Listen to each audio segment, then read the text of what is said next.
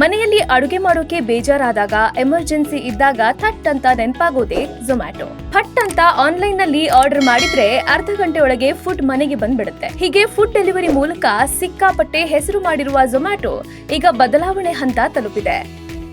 ಹೌದು, ಝೊಮ್ಯಾಟೊ ಅಂತ ಜನಮಾನಸದಲ್ಲಿ ಫೇಮಸ್ ಆಗಿರುವ ಈ ಕಂಪನಿ ಈಗ ಎಟರ್ನಲ್ ಆಗಿ ಬದಲಾಗ್ತಿದೆ.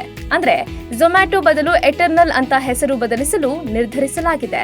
ಝೊಮ್ಯಾಟೊ ಮುಖ್ಯಸ್ಥ ದೀಪಿಂದರ್ ಗೋಯಲ್ ಸಹ ತಮ್ಮ ಝೊಮ್ಯಾಟೊ ಹೆಸರನ್ನ ಮರುನಾಮಕರಣ ಮಾಡಲು ಮುಂದಾಗಿದ್ದು, ಕಂಪನಿಯ ಆಡಳಿತ ಮಂಡಳಿ ಇದಕ್ಕೆ ಅನುಮತಿ ನೀಡಿದೆ.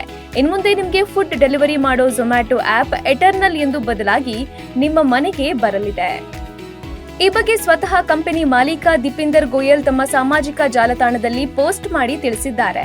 ಆಪ್ ರೀಬ್ರಾಂಡಿಂಗ್ ಬದಲಾವಣೆಗೆ ಕಂಪನಿಯ ಶೇರ್ ಹೋಲ್ಡರ್ ಸಪೋರ್ಟ್ ಮಾಡಬೇಕೆಂದು ಪೋಸ್ಟ್ ನಲ್ಲಿ ತಿಳಿಸಿದ್ದಾರೆ. ಜೊತೆಗೆ ಇದರ ವೆಬ್ಸೈಟ್ zomato.com ನಿಂದ eternal.comಗೆ ಹಾಗೂ ಸ್ಟಾಕ್ ಸ್ಟಿಕರ್ ಗಳನ್ನ ಝೊಮ್ಯಾಟೊದಿಂದ ಎಟರ್ನಲ್ಗೆ ಬದಲಾಯಿಸಲಿದೆ. ಇನ್ನು ಎಟರ್ನಲ್ ಲಿಮಿಟೆಡ್ ಝೊಮ್ಯಾಟೊದ ಇತರೆ ಮುಖ್ಯ 4 ಆಪ್ಗಳಾದ ಝೊಮ್ಯಾಟೊ, ಬ್ಲಿಂಕಿಟ್, ಹೈಪರ್ ಪ್ಯೂರ್ ಮತ್ತು ಡಿಸ್ಟ್ರಿಕ್ಟ್ಗೆ ಕಾರ್ಯನಿರ್ವಹಿಸುತ್ತೆ. ಇನ್ನು ನಾವು zomato.limited ಕಂಪನಿ ಹೆಸರನ್ನ eternal.limited ಎಂದು ಮರುನಾಮಕರಣ ಮಾಡಿದ್ದೇವೆ ಎಂದಿದ್ದಾರೆ. ಈ ಝೊಮ್ಯಾಟೊ 16 ವರ್ಷಗಳ ಹಿಂದೆ ಅಂದ್ರೆ 2008ರಲ್ಲಿ ಫುಡ್ ಡೆಲಿವರಿ ಸೇವೆ ಆರಂಭಿಸಿತ್ತು. ದೀಪಿಂದರ್ ಗೋಯಲ್ ಮತ್ತು ಪಂಕಜ್ ಚಡ್ಡಾ ಈ ಕಂಪನಿ ಸ್ಥಾಪಿಸಿದ್ರು. ಮೊದಲು ಫುಡಿಬೇ ಹೆಸರಿನಿಂದ ಬಳಕೆಗೆ ಬಂದಿತ್ತು. ಫುಡಿಬೇ ಹೆಸರನ್ನ ಮತ್ತೆ ಮರುನಾಮಕರಣ ಮಾಡಲಾಯಿತು. 2015ರಲ್ಲಿ ಟ್ರೆಂಡಿಯಾಗಿ ಲಗ್ಗೆ ಇಟ್ಟ ಹೆಸರೇ ಝೊಮ್ಯಾಟೊ.